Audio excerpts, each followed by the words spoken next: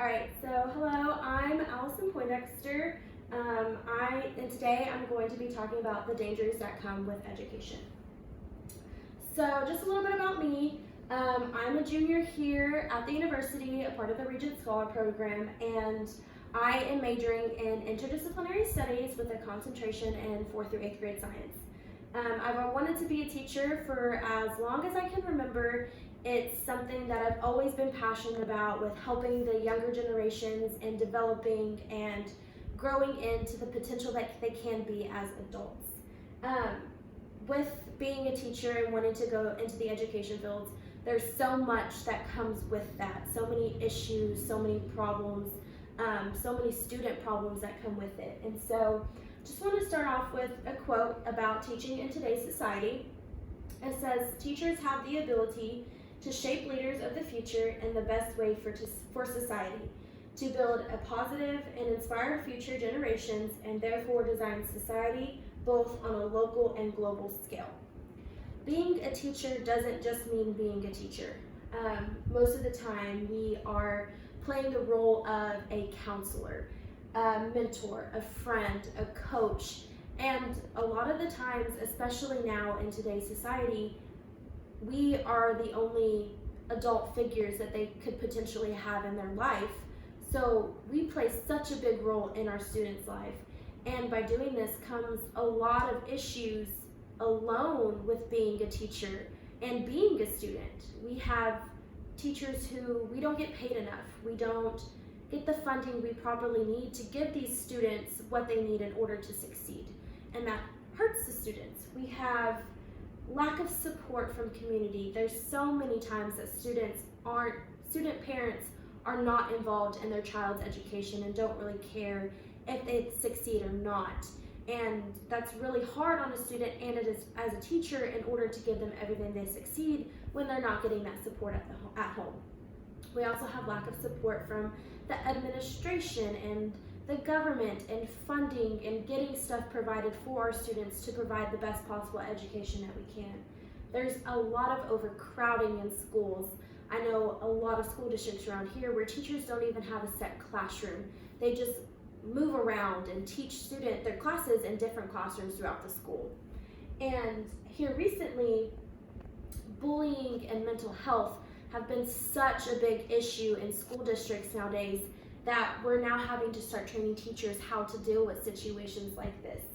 And so what I want to talk about in my presentation today is, a while back I had a friend ask me how I felt about the fact that when I become a teacher, my school district could potentially arm me because of all of the school shootings that have popped up within the last decade. There's been so many of them. And when he asked me that question, I didn't really know how to respond, because it's never been a thought on my mind of, well, I could potentially be armed. There have been a ton of school shootings, so how could I cope with this and help prevent this happening when I get into the education field? So I want to talk about April 20th, 1999. I don't know if many of you know this date, or some of you may have been born after this date, but it's a date that has severely impacted many people across the country. It happened in Littleton, Colorado, where Dylan and Eric went into the school, the Columbine High School, and killed 13 people and wounding more than 20. They both committed suicide, and it was suspected that the reason why they did this was because they were bullied in their school. So here's a picture of the 13 victims of the Columbine mass shooting in 1999. December 14th, 2012. This one hits a little more because I was old enough to understand what a mass shooting was. And this was the first real big one that I remember of my lifetime.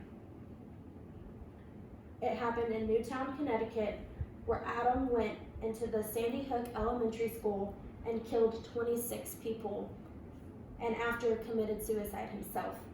He had developmental and mental health concerns that people were worried about. Lastly, I want to talk about a more recent one, February 14th of 2018. In Parkland, Florida, where Nicholas went into a high school and killed 17 people and wounded another 17. He was arrested, but the reason why he did this was suspected mental illness and bullying. And there was a quote from his brother in the Washington Post that said, "I felt like I let them bully him because I did nothing about it." So I just wanted to point out, in all of these 3 but yet small cases of mass shooting on a campus, because there's been so many more, one of the main problems is bullying and mental health, where a student feels like they don't feel safe or welcomed in their school, and the teachers don't know how to cope with it, and so they turn to the fact that, oh, well, I'm just going to go into the school and shoot at random people because I'm being bullied. So I just want to give some statistics. More than 233,000 children at 243 different schools have been affected by some type of gun violence on their campus. This isn't just where they come in and, a student shoots at random students. This can be just a firearm going off, or, police activity on campus. So I just want to pull up the Washington Post. Here is a graph that shows all the school shootings since Columbine. There has been more than 236,000 school shootings since the Columbine high school shooting. And I don't know if you can see all these itty bitty little dots around this red circle, but one dot represents 10 children exposed to gun violence. And that's a lot. Each dot represents a different school, a different town, a different part of the United States where students have been affected by gun violence at their school. And there's just so many. At this point, I'm not even past 2003. This has all been since 1999, since the Columbine mass shooting. And it's here you get to 2005. There's 2010 down here, and then you have 2015 and 2018.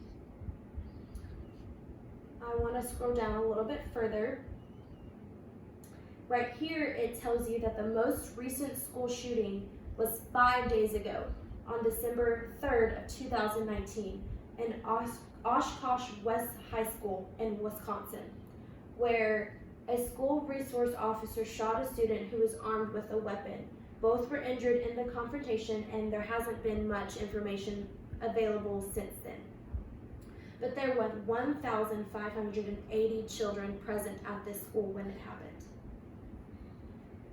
I'm going to go down a little bit further and just show you that the median age of a school shooter is 16, which 16-year-olds are in high school. That's where they've just come out of middle school, and this is where all the prime bullying stages take place, because the kids turn into teenagers and there's more drama, and this is also where we start worrying about mental health for our students, because they're getting into high school and it's getting more stressful, and everything is getting to them at this point of their lifetime. That is why the median age of a school shooter is 16.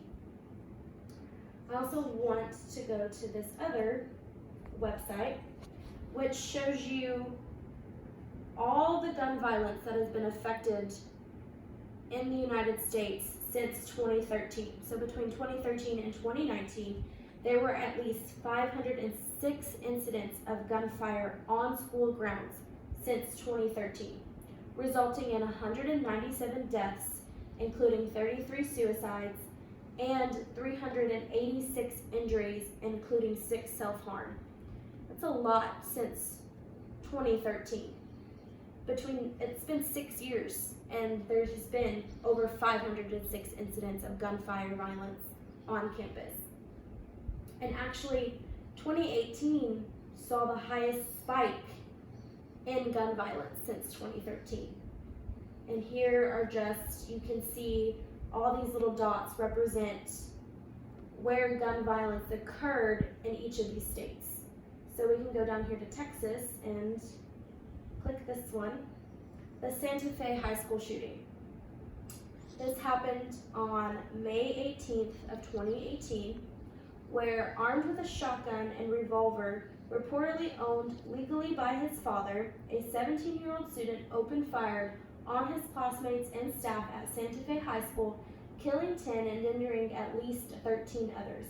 He was eventually surrendered and was taken into custody by police, who also found 2 homemade explosive devices left at his school. So that's just one dot out of 104 incidents that happened in the year of 2018.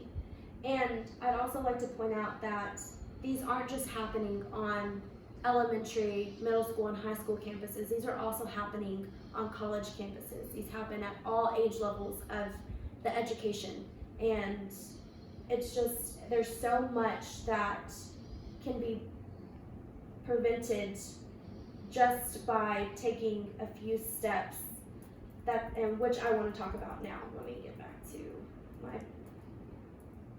So some steps that are being taken to prevent gun violence on campus. I actually want to talk about this picture first. Back when the Parkland High School shooting happened, I don't know if many of you know, but the Parkland High School students took up a protest in order to talk about gun violence on campus and that it needs to be taken care of, and enough is enough. Actually, a student who has a poster that is saying enough is enough.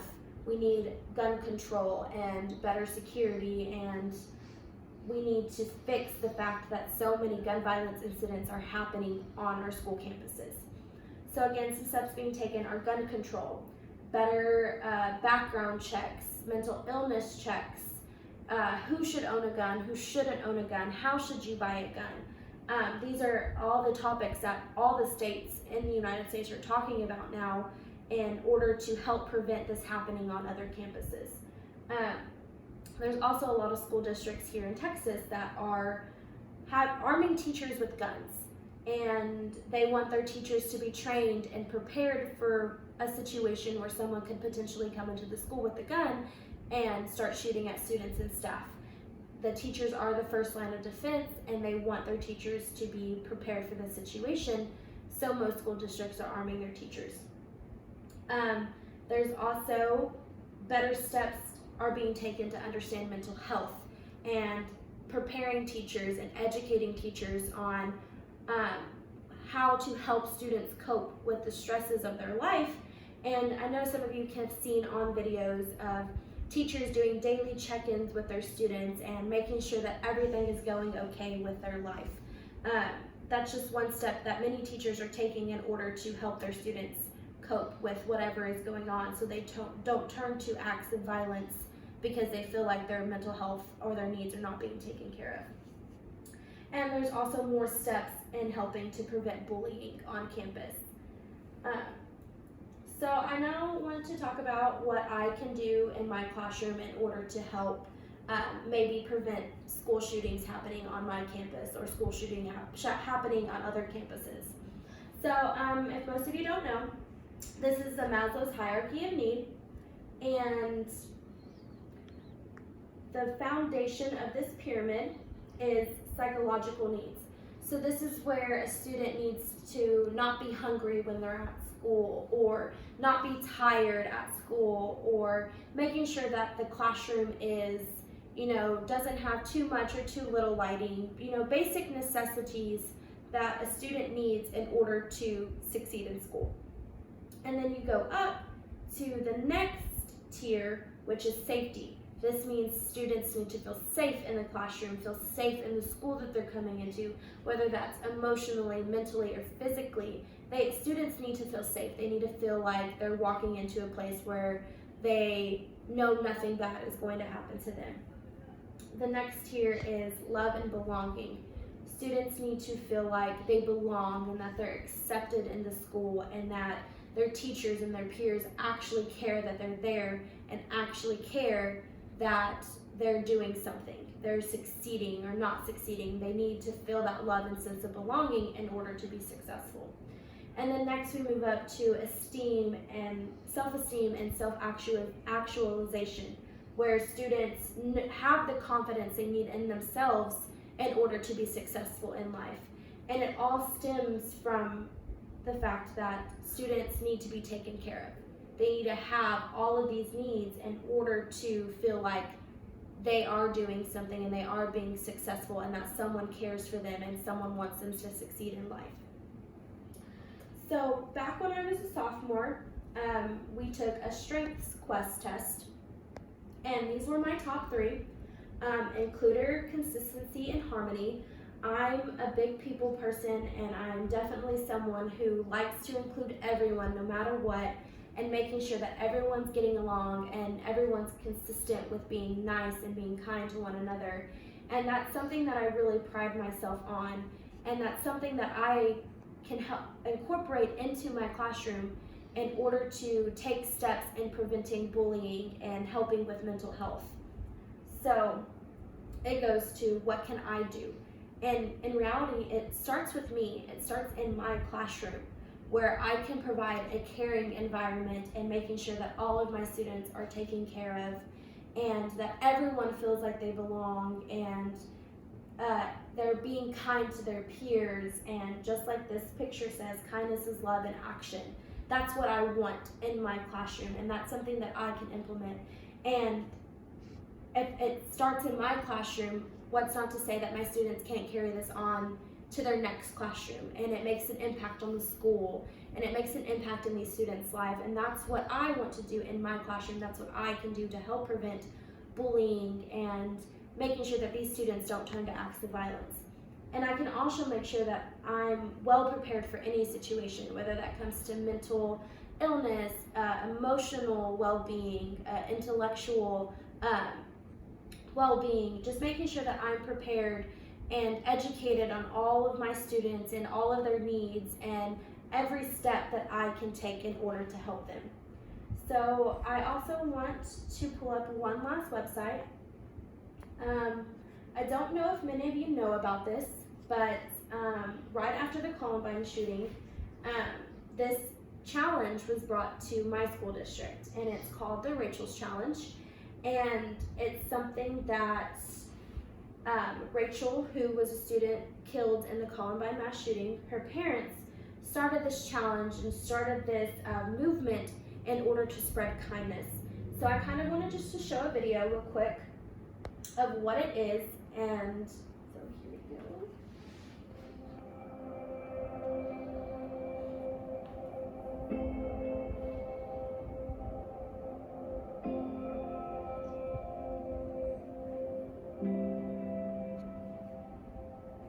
71% of students report bullying as being a problem in their school. Students can't learn if they're in a fight or flight mode. They need to feel safe and connected. Teenage bullying and teasing is an epidemic in this country, and the death rate is climbing. There have been high-profile cases in every corner of the country. You know, I see these kids in schools every day. So many of them are from broken homes.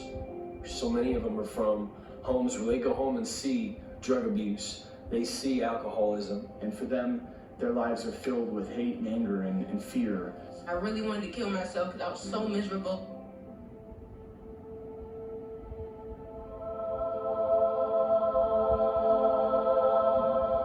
I was like, what is it? And he said, well, I can't really describe it to you. And he said what they're doing is they're doing presentations in schools all over the country. And the story that they're telling is making a tremendous impact.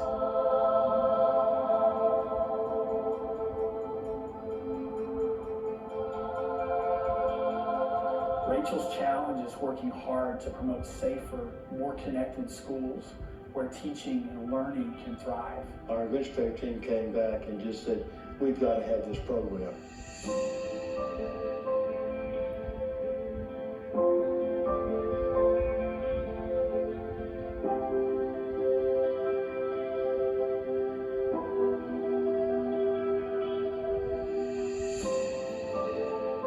I sit in the auditorium and I watch the impact that Rachel's story has on these students. 2,000 students sitting in the gymnasium, quiet, respectful, no matter the audience, the reaction is always the same. Some of the toughest guys I know were impacted by Rachel's challenge in a very positive way. You could feel it that, like, man, this was, pretty much hitting everybody on the butt. Everything around me changed. It changed the way I live my everyday life, the way I look at little things. Those students used to have issues with each other, now they're high-fiving each other. Things are changing. You see kids who put walls up, and that comes down, and you get to see the real person. And I think that was really important for all the kids to see. And they start looking around and they start seeing other kids, really seeing them for the first time and understanding that they're just like me. I'm not alone in this world. And I mean kids that on the day we showed up, they were thinking about pulling the plug. They were done. They were hopeless. I had everything planned out, and I actually had a rope and pills in my bedroom waiting for me when I got home. It didn't matter what the reason was, but they were hopeless. They needed something. And Rachel was that something. We get hundreds of letters every year from students, and I remember reading one that just brought me to tears of a 10-year-old girl who had an exact plan to end her life. But at the end of the letter, she said, "Rachel, you saved my life."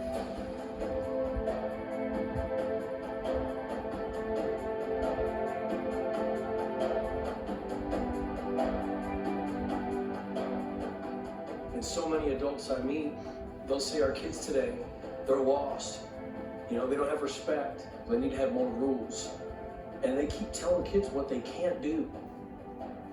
I see kids that are dying to have someone say, here's what you can do. Here's how you can make a difference in the world. Here's your value. The issue isn't just about ending bullying. It's much deeper than that. It's about connecting with students and having them connect with each other.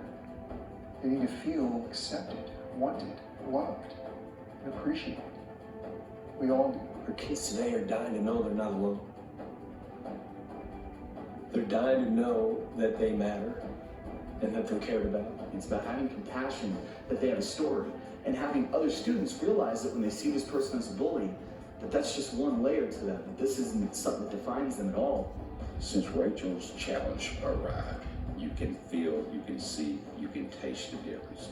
We found that there was been a decrease in the number of bullying taking place in the school as a result of Rachel's challenge.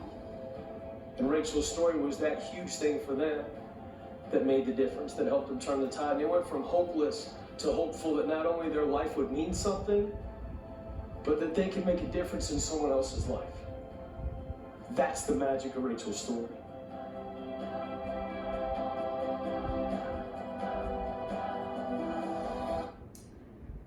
So, to end my presentation, in the words of Rachel herself, I have this theory that if one person can go out of their way to show compassion, then it'll start a chain reaction of the same. People will never know how far a little kindness can go. And that is what I'm hoping to bring to my classroom and my school district when I become a teacher. Thank you, and I hope you've enjoyed my presentation.